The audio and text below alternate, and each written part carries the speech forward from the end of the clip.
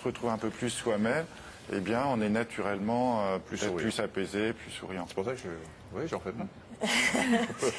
Flo, qui a 31 ans, nous demande si le Qigong est un sport qui aiderait à perdre du poids. Elle a des soucis de dos et d'articulation. Avant que vous ne répondiez, on va aller dans un hôpital, puisqu'on sait que certains services hospitaliers proposent des cours aux malades. Marie Guyot, Alexandre Delaval et Régis Sarrazin se sont rendus à l'hôpital de la Pitié-Salpêtrière à Paris. Regardez. Alors on va poser les mains déjà sur les jambes, voilà.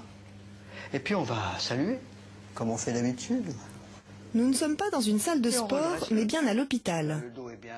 Depuis 3 ans, le service nutrition de la Pitié-Salpêtrière propose des cours de Qigong à certains de ses patients.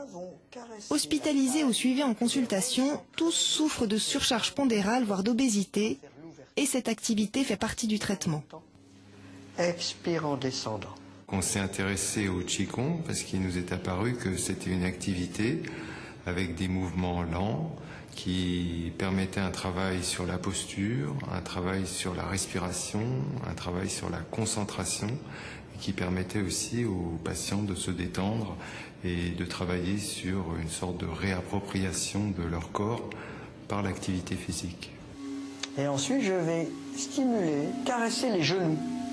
Afin d'aider ces personnes à retrouver le chemin de leur corps, les cours sont adaptés. Alors que le Qigong se pratique traditionnellement debout, ici, le travail a lieu assis et tout en douceur. J'inspire en montant. Ces personnes-là, en général, ont un rejet. Elles sont assez négatives sur le plan psychique. Vous savez, il y a la tête qui est là, hop, et le corps qui est à part. Et là, le fait de justement regrouper, retrouver un esprit plus clair, permet de retrouver une harmonie. Le Qigong, c'est l'harmonie avant tout, du corps et du mental. Et là, je vais monter le bâton vers le ciel, en inspirant, et ensuite je vais descendre le bâton tout droit. Ces patients ont souvent abandonné toute activité physique. Au fur et à mesure des séances, ils réapprennent à bouger sans se faire mal et à adopter les bons gestes qui soulagent les douleurs liées au surpoids.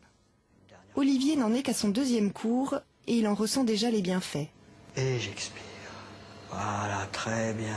Là, je viens de perdre 20 kilos, donc c'est vrai qu'on retrouve une mobilité que j'avais peut-être pas avant, tendance à se laisser aller, puisque si on grossit, c'est qu'on se laisse aller. Donc remettre toutes les articulations en route, je pense que le Qigong, apparemment, ça me convient, enfin moi, dans ma tête, ça convient. Tous les mouvements sont très très lents, dans un monde où on va très vite, ça change un peu.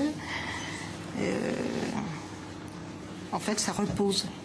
On se pose pendant 1 heure quand on fait ça. Donc le Qigong est lié à la médecine traditionnelle chinoise. Et donc on travaille sur les points d'acupuncture, les points d'énergie. Et les méridiens qui sont des canaux, les canaux d'énergie. Le Qigong comporte également des exercices de respiration, permettant d'atténuer diverses conséquences de la maladie, comme l'essoufflement, le stress ou encore la mauvaise estime de soi. Déjà, ça peut permettre de reprendre confiance en soi. Et qu'on vient ici où on n'a pas un regard de jugement. Ni de jugement de valeur, ni de jugement physique. On ressort et au moins pendant 1 heure, on a oublié certaines choses.